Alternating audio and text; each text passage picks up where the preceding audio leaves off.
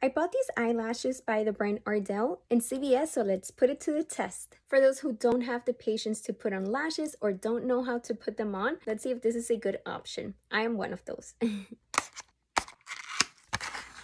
What I like about this is that it brings the magnetic applicator. So I'm showing you up close that it brings the top lashes and the bottom lashes. At the moment, I'm having a hard time because they keep clumping together and I keep trying to separate them. I need help.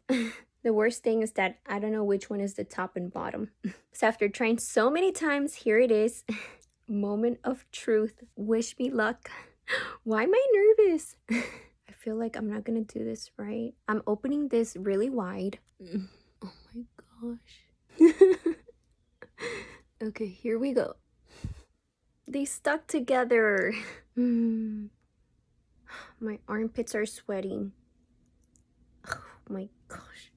This is try number 2. I put them the opposite way. To be honest, I don't even know what I'm doing anymore. I think we did it, but it's crooked. Let's go to the other side. Do they look okay or no? So this one is too low, this one is too high.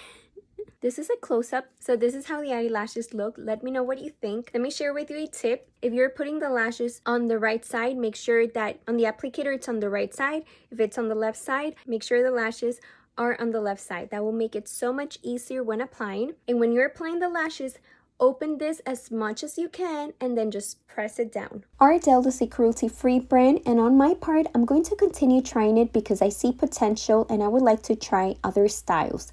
Let me know, would you try magnetic lashes or use them already?